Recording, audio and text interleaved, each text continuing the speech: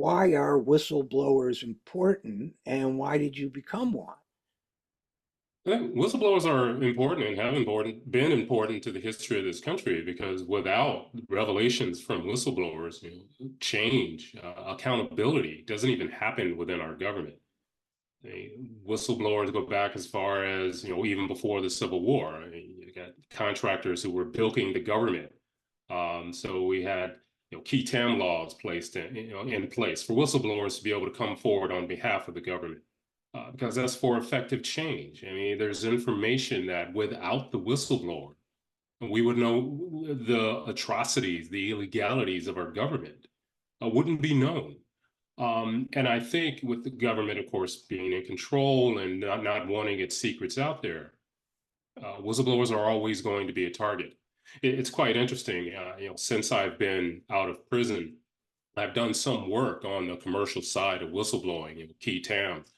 And it's so amazing how the government is all for and very supportive of whistleblowers who come forward to disclose fraud being perpetrated on the government.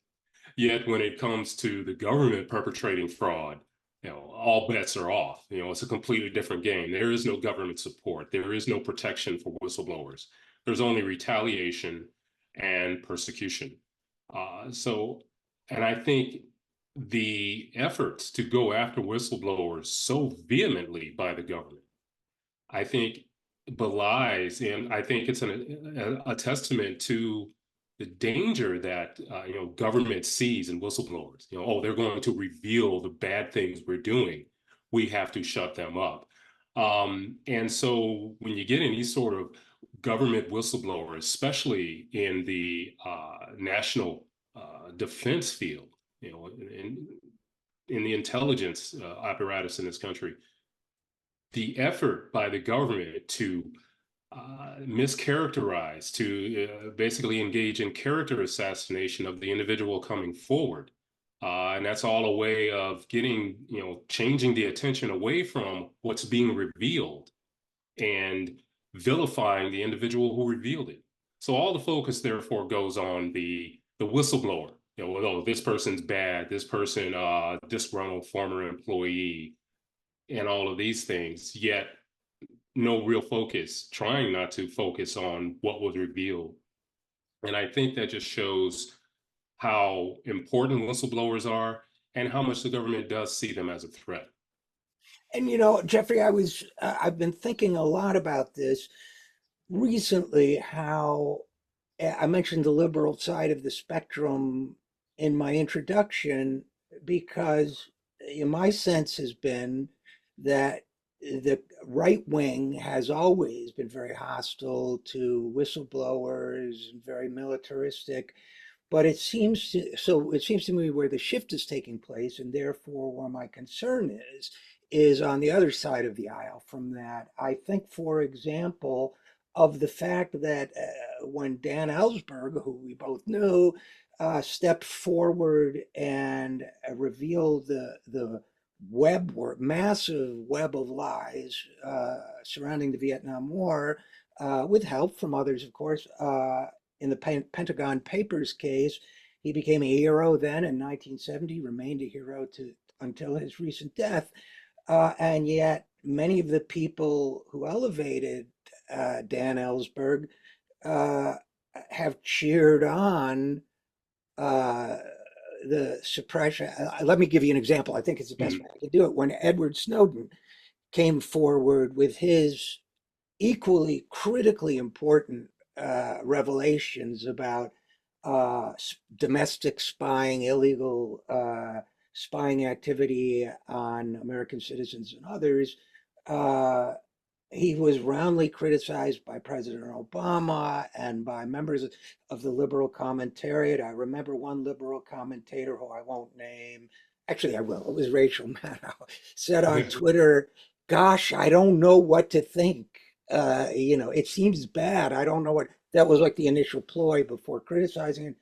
And I tweeted back, "Think whatever you would think if a Republican were president." So it seems to me as if there's what worries me is not the reactionary nature of the right, because they've always been that way, in my estimation. Maybe some notable and noble exceptions, and I will grant those figures that. But it seems to me the embrace of the suppression of information on the liberal side of the spectrum means that I'm not aware anymore. Maybe you could speak from this to this from your personal experience as a whistleblower. I'm not aware of a large where the base is of support for people who tell the truth to power. It's a fleeting base. I think because, I mean, the individuals who try to call truth to power are so vilified. And now, as you mentioned, you get the liberals, the so-called liberal side, against individuals, against whistleblowers. I think because there's this fear, almost a shame, don't question our defense, don't question our military, don't question our intelligence. I mean, even our judges don't question it. We've got a problem of overclassification in this country. When I was at the CIA, I was shocked to learn. I joined in the 90s. Invisible ink was still considered classified at the CIA. I mean, that was something I did with lemon juice when I was a kid. Had the pen off of a box of cereal when I was growing up. Little did I know at that time that, wow, I am delving in a classified means of communication. Yeah. But I think no one wants to question our defense. I mean, look at our Department of Defense, our military budgets. They've never passed an audit. So why aren't more people up in arms about that? We're not talking about a few millions of dollars. We're talking about billions of dollars, and it's going to be approaching, I think, $1 trillion in our defense spending soon. In the CIA, I mean, it is on a mountain, on high, on some mountain somewhere, unreachable by anyone. Well, why? Because people aren't willing to question. Those who are supposed to supervise, have authority over the CIA, don't want to touch that place because you'll seem un-American, and it's all about the characterization, the deception of having them believe a false sense of reality, and that false sense of reality is we're defending you. We may, and anything that we do is for your benefit. We're not breaking the law, or the law hasn't caught up to us yet, that sort of thing. And I think you get even people, so-called pundits on the left, who you would hope would want to question power, question authority, shying away from it because they don't want to be seen as the enemy, sort of thing. So the safe place has been taken away, I think, from some so-called liberals. That safe place of just being able to show opposition or call into question things. But when it comes to defense, when it comes to intelligence, there is no safe place. So I think there is no comfort for someone like Adal to make criticisms against an administration going after Edward Snowden. That way they don't have to answer questions either. So it's all about, it is part of the deception in this information age, as you've talked about, and all pointing to guide viewpoints, to steer how people are perceiving what's going on in the government, what the government is doing, those sort of things. And I think people need to realize that what you get from the government, well, the information that you get from the government, it's rarely for your own benefit. It's going to be for the benefit of the government because that is the program that they want to adhere to, that they want support for, the agenda, if you will. So yeah, it's and I'm sorry I've gone a bit No, beyond, no, but no. That's why you're here. So please do. And I would add, I would sort of throw into the mix here that after the Vietnam War, um, there was a reckoning. The Pentagon Papers was part of that. The Frank Church's Senate committee, the Church committee, a lot of revelations about propaganda operations within the United States as well as around the world to mislead the American public. into supporting these wars. It was widely agreed that that was wrong. A healthy mistrust formed of, in this case, the intelligence branches. I can understand why you, as a young attorney, would you want to join the CIA for patriotic or idealistic reasons, but it's always good to treat any institution with a healthy amount of skepticism.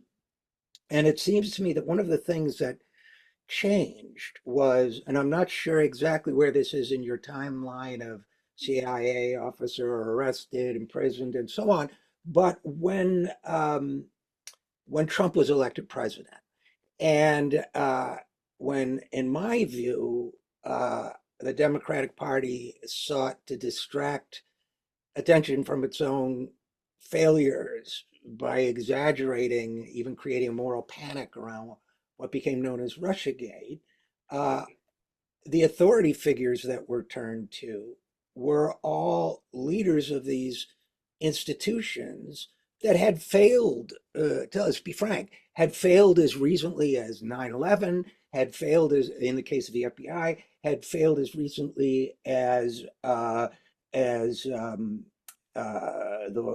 invasion of Iraq when they completely misinformed uh, under pressure, but leadership of this country about what would happen when we went into Iraq. Middle East was your specialty, so you know that all too well. Miscalculated in Afghan military and so on, miscalculating in Afghanistan. What happens before Obama leaves office?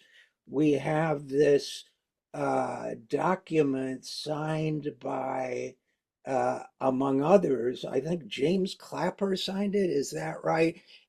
Who pretty clearly seems to be a perjurer. Let's put it that way, according to the evidence, perjured himself before Congress. And yet, everybody who had hated just a month before James Comey, right? Because they blamed him too for Hillary's defeat. Might have been a small factor, but they all became heroes all of a sudden. So we had this deification almost of the intelligence agencies and their leaders. And my point is not to vilify everybody in every office in every corner of those groups. I've known people in those organizations, who are good, smart people, uh, but to say it became a kind of hero worship. And I think if we worship and defer to our power structure, uh, they get even more power. Is that fair in your view? I think it's very fair. It's all about image. And, the image, especially after 9/11, the image, we wanted to put, the US is strong, we got to strike back. And how dare someone attack us? And so therefore, our our institutions, our defense, our intelligence, we need to prop them up. We need to support them. You made a very good point. I mean, 9/11 was an absolute failure on intelligence, but there was no focus on that. The answer to 9/11 wasn't to fix the problems that allowed 9/11 to happen, and it was so obvious. For me, from my perspective, of course, maybe it's not as others, but the lack of communication, the lack of importance given to terrorists, the arrogance, you will, that nothing could happen in this country, all contributed to 9/11 happening. So the answer to that wasn't to try to fix those apparatuses. The answer to it was just to throw more money at them, and to weaken the laws or create laws that allowed FBI, CIA, NSA to infringe upon our constitutional rights. They make the arguments that, as I was saying before, oh, laws are a bit antiquated. Laws haven't caught up with what we need to do. Laws haven't caught up with the new threats. Well, that's not true at all. I'm sorry, the CIA, billions of dollars that it has in its budget. Um, just 9/11 and FBI, their budget as well. 9/11 just happened under the radar. No, there was the capability to prevent 9/11. But there wasn't the uh, cooperation between agencies. There wasn't the single goal purpose that should be there within our intelligence agencies and law enforcement to prevent such a thing. They failed. I was part of that failure. I was in the CIA. I had been in the CIA leading up to 9/11. But so, I mean, you throw more money at it, and look what we have. I mean, we got the revelations by Edward Snowden. Mass gathering of intelligence, mass surveillance. And to what end? They're subjugating us, subjugating our constitutional rights to the agenda of the government. And to say that, well, we need that to protect you. Well, I was in that apparatus that was there to protect this country. And I can tell you that the capability to defend this country can coexist with our constitutional rights as citizens of this country. Yet you make any claim about constitutional rights these days, you're seen as an enemy or extremist. I mean, it is amazing in the short time I've lived on this earth. It's like someone fighting for individual rights, individual freedoms is considered an extremist in this country. That's been kind of shocking to me. But I think the shift has been just very disheartening because and it's like, well, why is that? Why has there been such a shift? I think it's all about image. The government is good at selling its image, and unfortunately, and I'm not trying to sound flippant about it, but something like 9/11 helps it build up on that image. Not fix it, not legitimize it, but just strengthen it for its own purposes. And I'm interested in your thoughts. You mentioned the question of individual rights, which used to be, of course, bedrock, where supposedly it was bedrock American principle. I'm interested both as a whistleblower and an attorney in your perspective on that, because it seems that's what's happened, and it's always been a problem when talking about rights, our rights, that to a lot of people. A terrorist seems concrete. There's somebody out there out to get me with a bomb or a knife or a gun. Whereas my rights to privacy seems abstract, right? Well, I'm not doing anything wrong. I'm not a terrorist, so what do I care? So it's very hard, it seems, to get people to understand the implications of what it means to let somebody read your emails, all of your emails. And it seems to me that even in this polarized day and age, it's hard. You would think, oh, well, for Trump supporters, I don't want Biden people reading my emails. For Biden supporters, I don't want Trump people reading my emails. But it seems as if, and that's of course just one example, but it seems as if it's too abstract for folks to be a hill they want to die on. I don't know if you have any thoughts about that, but. No, I can understand that, but the biggest misnomer, and I think the biggest false sense of security that we all have, and it's expressed by the government as well, is, well, I haven't done anything, so I don't have anything to worry about. Well, how do you know? With the information that is gathered, you don't know what, some analyst somewhere may decide, oh, I'm going to look for anyone talking about this topic that may be a firebrand topic, any offhand comment that you can make online, on the phone, in a text can be used against you. So at the time, and I would say at the time, most people, don't feel like they're doing anything illegal, but it can be made illegal, and it can be hard to challenge that because if the government says, "Well, this is for national defense, we're going after this individual, or we're going to use the Espionage Act to go against them," what's to protect us as citizens from, such a hammer being levied down on innocent conversations? So it's not that you don't have anything to worry about. It's like we have everything to worry about because everything is being gathered. And you don't have to, make that association with, terrorists. I'm not a terrorist. Terrorists, that's what they're out there to do. Uh, our defense mechanisms are there to protect us against a terrorist. Well, again, as I said, national defense and constitutional rights can coexist. They coexisted before 9/11.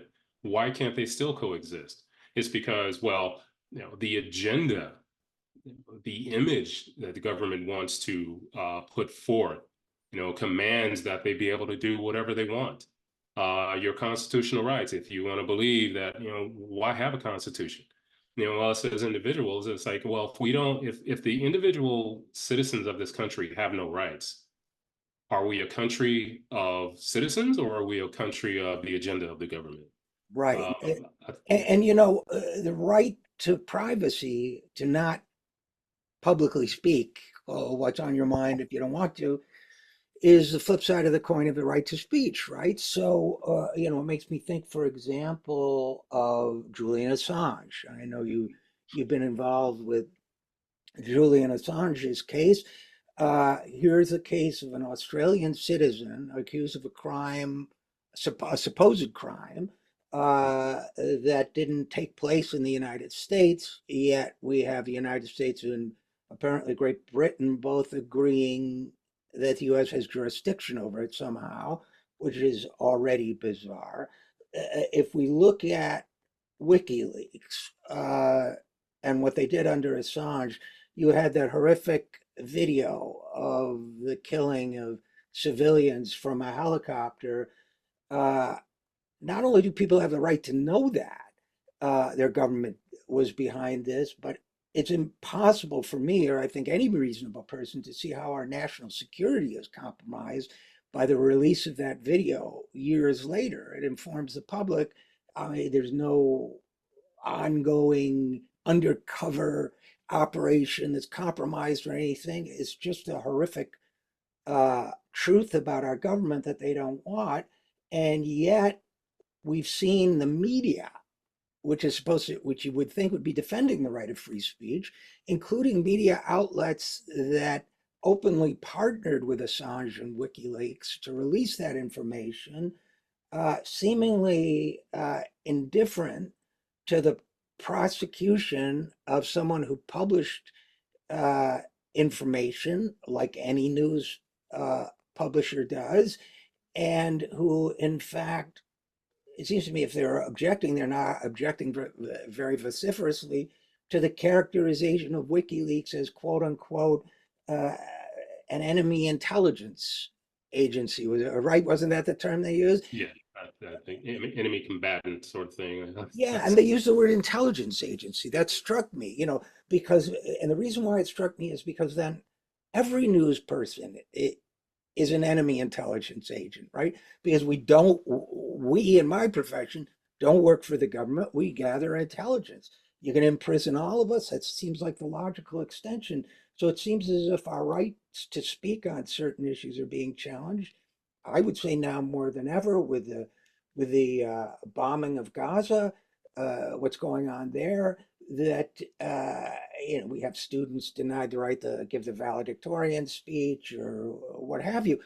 But the right of a Julian Assange to speak, the right of a student to speak, the right of a whistleblower to speak, it seems to me, on the one hand, we advocate democracy, which is, essentially built around exchange of ideas, but we're inhibiting the exchange of ideas. And I'm wondering how concerned you are about this broadening and becoming even more pervasive. I'm very concerned about it actually because in my instance, I mean the use of the Espionage Act, um, it's not being used. It certainly wasn't used in my case or any other recent use of the Espionage Act against anyone who has been supporting or spying against the U.S. or supporting the enemies of the country. It's been to go after whistleblowers. It's been to go after opposition. And that's what is happening with the sun. And so with it, and it's a very powerful tool for the government to use. With the Espionage Act, it's hard to defend against it because you won't be told the evidence being used against you. The government doesn't have to reveal that. The government doesn't have to reveal harm. Uh, the judiciary, the judges follow along because they're not going to question something that's been classified. Um, and so it's a very powerful tool. That's why most individuals who are charged with violating the Espionage Act, eventually plea. I wasn't one of those. I actually went to trial with it. And even during the trial, just seeing how powerful the government is able to wield that weapon against opposition. And I think my case was the launching off point to broadening the use of the Espionage Act to go beyond the borders of this country with it. And shortly, not long after my case, there was Assange, and I think the government, and the UK government is just all too complicit in this. I mean, the Espionage Act is sort of modeled after the what's the act called Official in the Great Secrets Britain? Act, the Official Secrets Yeah, Act in the UK. Yeah. yeah. So, Yeah. and I think they see a little bit of themselves in justifying holding Assange using this act. I mean, this is the actions of the U.S. government reaching beyond its borders to go after opposition, not in the name of justice, not in the name of truth or anything like that, but all in silencing opposition. And unfortunately, Assange has been in behind bars or confined in an embassy for many years now. And I think the longer this goes, and it's going to continue even longer now, I think uh, the trappings are coming off about how dangerous this man is because they put him up as he's a terrorist and things like that. I think the U.S. media kind of feels like, well, he's not a reporter, he's not one of us, so they want to kind of distance themselves from him. But the thing is that it's not about actually whether you're a reporter or not. It's about revealing information that the government doesn't want revealed, and not only they have shown that they will go after individuals who have the information and reveal it, but even if you just possess the information by the Espionage Act, you are open to prosecution. And they're expanding the use of that. And again, this isn't against spies. This isn't in the name of national defense. This is in the name of retaliation, in the name of quieting opposition. So it's spreading. And again, there is this characterization of Assange as this terrorist, like an intelligence. I mean, really, WikiLeaks is an intelligence, uh, you know, combatant against the United States. No, they were just telling the truth. How long does anyone now remember the truths that WikiLeaks revealed about what our government was doing, what our military was doing? No, it's all focusing on, well, this is a bad person. He's not a reporter. He stole from the U.S. government, had somebody else steal for him. Like, well, again, that's an obfuscation of the real issues, and let's go after the individual. Right. And the Espionage Act is a perfect tool for that. Right. And you've made that point, I think, very effectively that the whistleblower or the informant, the journalist becomes a scapegoat and used to distract the public, which leads me to a final topic I wanted to just touch on before we wrap up, if we can, which is it's not just a matter of suppressing information, it seems to me. It's a matter of actively misleading people, misinforming the American people. That, not only, for example, it was the CIA's mandate supposedly restricted to outside the United States, but of course there are other agencies, other groups. But I would argue, for example, that the Russiagate report uh, was a piece of misinformation, that it had other political rather than other purposes. That's my position. Nobody has Yeah. to agree with it, but Mhm. including it says 17 intelligence agencies agree. Turns out not to be true. One of them is the Coast Guard intelligence agency, which I'm not sure what you found out about Russia, it finding stray tugboats or whatever. But there you go. And but it seems to me that sometimes in the name of uh, protecting our allies or whatever it might be, that political speech is being censored, and that false information, whether it's about individuals like Assange or about movements or governments or what have you, uh, activists, you name it, are being spread with the help of our intelligence agencies, and it seems to me that's totalitarian and frightening. But am I right? Oh, I think you're absolutely right. I was part of this. I was in the Central Intelligence Agency. When I went into the agency, I wasn't, didn't have rose-colored glasses on. I knew the type of agency I was going into, but I also knew myself, and that I wouldn't change, for who I was and what I believed in. But what I found troubling at the agency was, yeah, there is the basic functionality of the Central Intelligence Agency is to gather intelligence, for use by our policymakers. What I found disturbing was that increasingly, and it was that case, and I knew it was that case when I was there, but before I was there, but the manipulation of information that is gathered, to fit into a certain agenda, to fit into a certain desired outcome. I kind of equated it to, I felt there was just a lot of military integration into the agency and its intelligence gathering. As I was never in the military, but as friends told me, it's like you never tell your commanding officer something he or she doesn't want to hear. So what you have more in the agency is they're gathering information, gathering intelligence, but to fit within what the expected outcome is, what the government wants. I mean, I focused on Iran.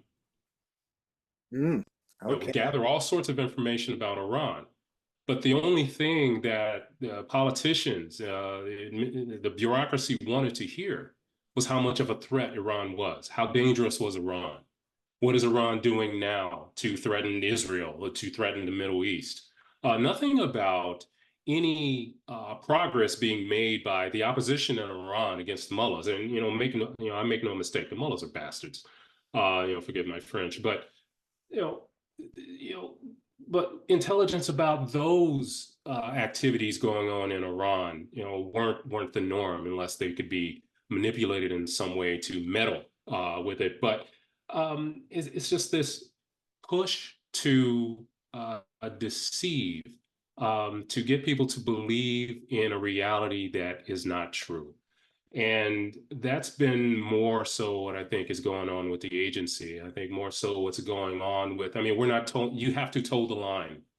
So therefore, if you say anything in opposition, if you question what the status quo is, you're going to be vilified as anti-Zionist, a terrorist, rabble rouser, a communist, if you will, even more so today.